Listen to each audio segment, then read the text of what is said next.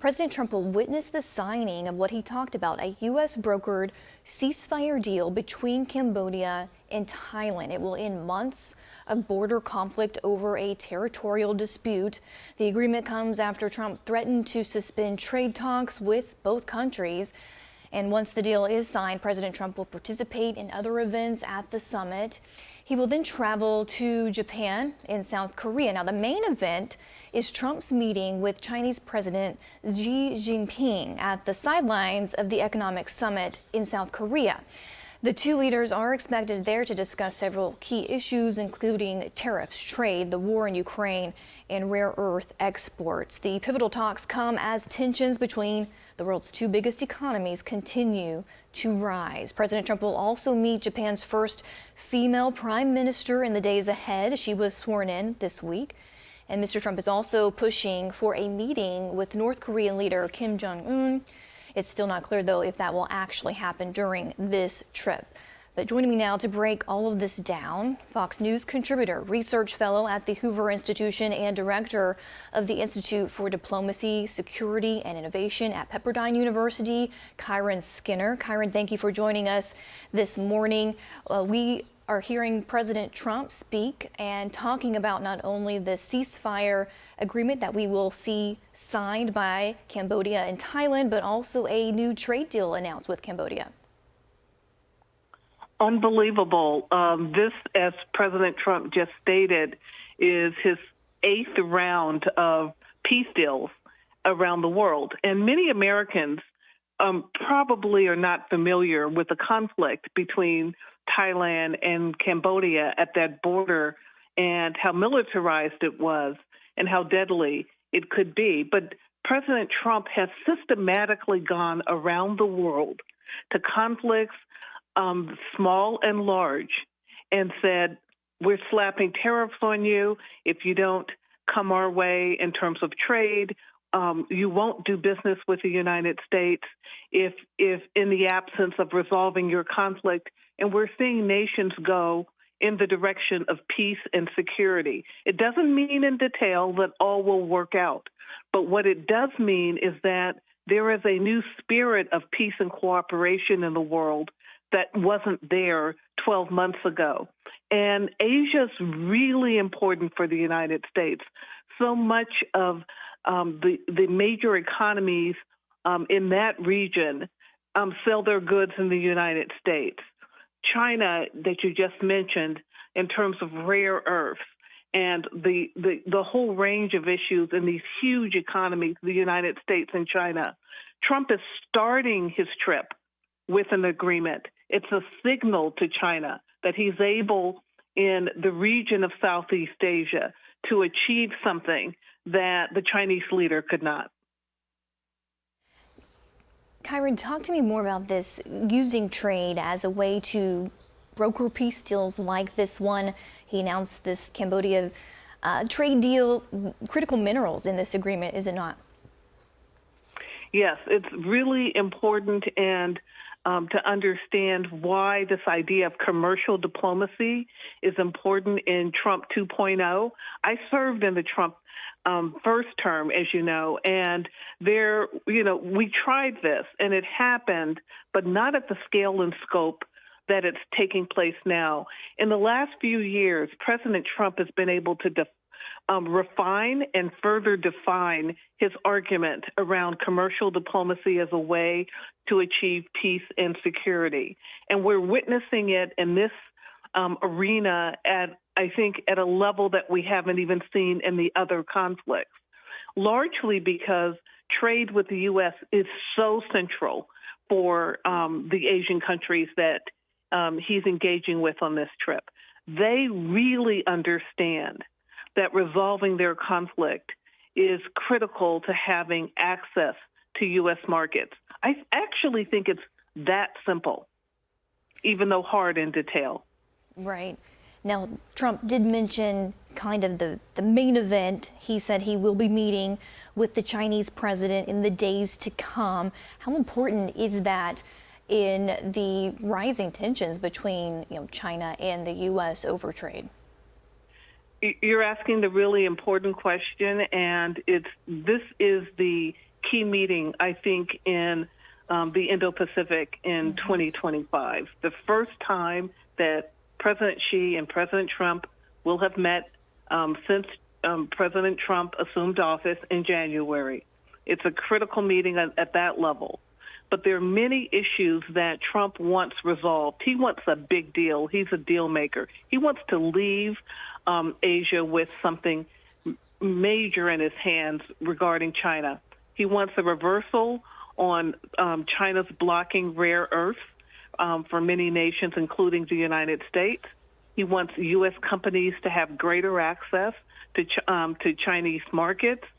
He's got a list of deliverables that he would like to see happen. He wants the Chinese to make a declaration that they will stop their involvement in the fentanyl crisis through the components that are made in China that find their way into fentanyl. All of this is central to the agenda. If he gets one of these things, it's a huge deal. But we're watching to see if he can make headway in every possible lane that he has set out to address in his meeting with Xi. Exactly. Kiran, the president just spoke also about his plans in the days to come, of course. Let's take a step back at the overall importance of just traveling here to the Asian countries during his second term, his first meeting with the Chinese president during his second term, and the importance overall. There are critics, of course, of this trip and those who say that it may not be as successful as Trump is selling it to be. You know, I hear that all the time, and about every peace deal and agreement that he has helped broker and oversee. And I think it's really wrongheaded, because bringing parties to the table who would otherwise not be together is central. And when we were listening to the president speak, and I'm so glad you played his entire remarks, he said this should be done by the United Nations. But it also, but it's not being done by the UN. But it's also not being done by other great powers. So what he achieves in each of these meetings is a singular success for the United States. He is in the heart of Southeast Asia right now, doing something that the Chinese themselves could not do, that India could not do, the two largest economies in the Indo-Pacific. So just the fact that he's able to move in the way that he is in this part of the world, in the backyard, so to speak, of India and China is significant. Now, some will say, he's just running away from all the problems at home, what's going on in Washington, the government closure. But this has been part of what he's wanted to do since January 20th. Exactly. And for those of you just joining us in, you are looking live in Malaysia, where the leaders of Malaysia, Thailand, and Cambodia are taking turns at the podium speaking on a ceasefire between Thailand and Cambodia. We're actually going to see Trump will witness the signing of that U.S. brokered ceasefire deal between those two countries over a border dispute that has been ongoing since July. The president touting it as his eighth peace deal in 8 months. And I'm talking, of course, to Kyron Skinner about the importance of this trip. This is just day one, right, Kyron, of a whole week almost of a 3-country tour for the president, a couple of economic summits, and some key meetings that he is touting will be, of course, successful. For you, Kyron, as you look at this, what we're watching currently, talk about the importance of not only the ceasefire, but also in using the trade deals between the countries and why it's important. Well, he's starting in Malaysia at the ASEAN meeting. Then he'll find his way to Japan and South Korea for other meetings as well, the APEC meetings. He's attending the major Asia summits that largely focus on economics, but not exclusively. Japan and South Korea will be important meetings as well. We've talked about China. We're witnessing as we speak the deal that will be inked between Thailand and Cambodia. But Japan and South Korea are central.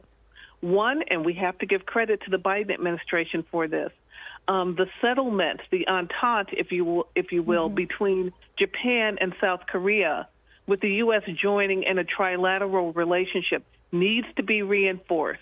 President Trump understands that. But at the same time, he's exacting a price from these key allies of the U.S.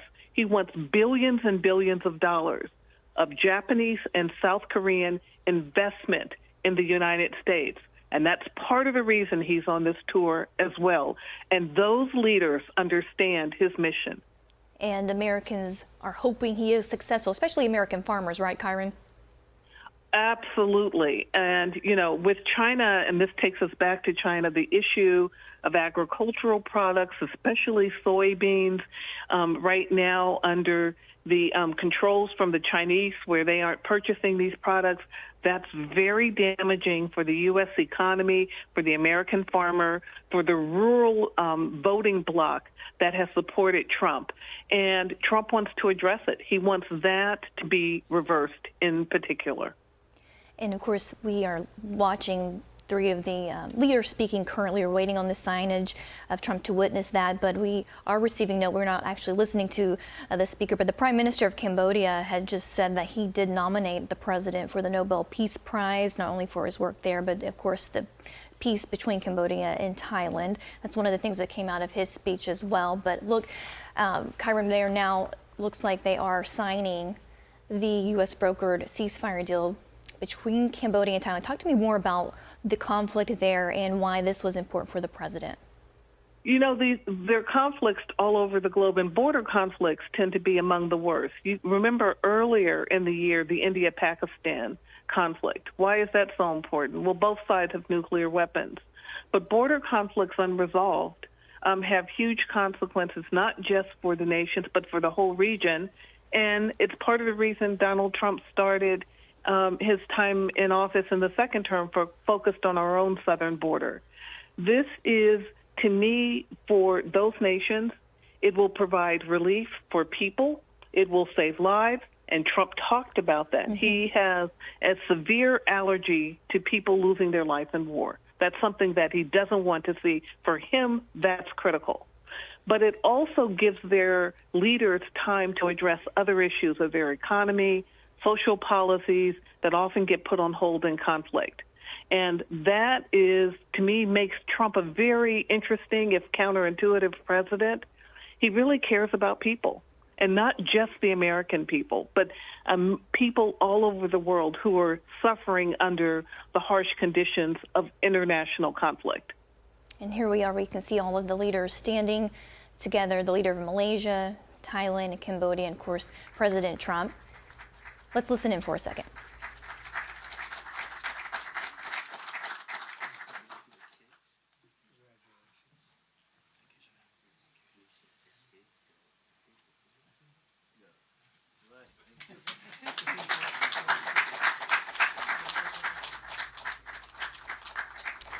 All right, there we have it. Leaders of Thailand and Cambodia with the U.S. brokered ceasefire deal. A first success of what President Trump is hoping of many during his tour in Asia. Kyron Skinner's still with me. Kyron, as far as moving forward from here, we talked about the trips in Japan and South Korea in the coming days, and the president wanting like $900 billion in investments.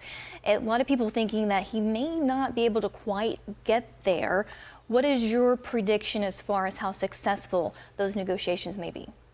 Yes, the $900 billion that you're speaking of, it's between Japan and South Korea. If he can pull this off, about $550 billion he'd like to see from Japan alone.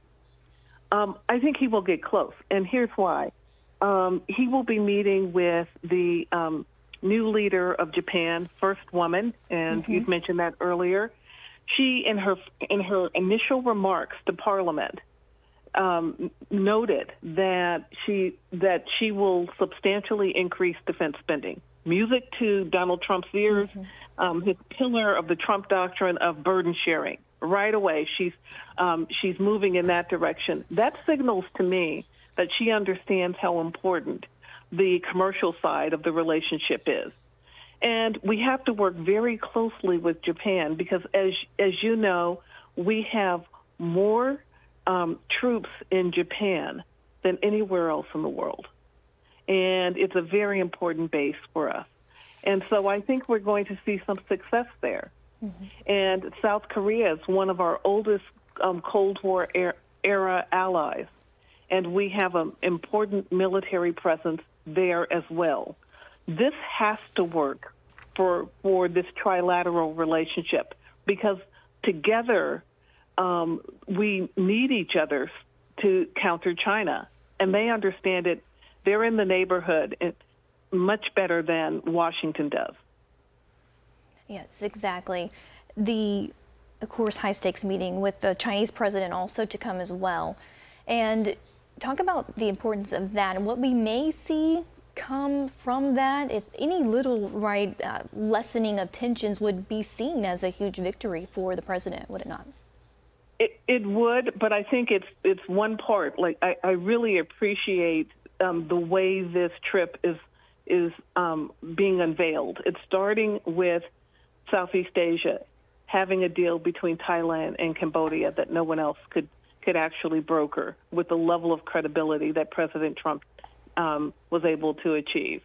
Then meetings with Japanese and South Korean leaders on multiple tracks at once. The investment deals that he wants unleashed for Americans, for those countries investing in America. He wants investment in the U.S., to be clear. He understands our military presence there, and he's committed to it. He's not, this idea that Trump is going to pull troops and commitments from around the world. There's going to be no evidence of that in in the visits that he has. And then he meets with President Xi. He will have so much momentum behind him. He will have a lot of empirical data that he is really the leader in the Indo-Pacific region. I think it will put the Chinese leader on notice. Mm-hmm. He's got a lot of cards in his hand as well. Rare earths, we've talked about that, the soybean issue, but he also has some real problems, such as youth unemployment in China, a real estate crisis. So he needs the U.S. and the West as much, if not more, than he's willing to admit. Kyron Skinner, thank you so much for your analysis and insights as we watch again, looking at live pictures of President Trump at the ASEAN summit with the leaders of Malaysia, Thailand, and Cambodia. They all spoke before signing a U.S. brokered ceasefire deal touted by President Trump in a quick speech that we showed live here. It looks like it is wrapping up. It will end conflict on the border there between those two countries. And it comes, of course, as Trump threatened to suspend trade talks between both countries. Trump announcing that they did reach a trade deal with Cambodia as part of this peace agreement. And of course, President Trump will have days ahead of visiting Japan, South Korea, and that key meeting with the Chinese president. Keep it here on Fox News for all of those developing stories. For now, we'll send it back to regular programming already in progress.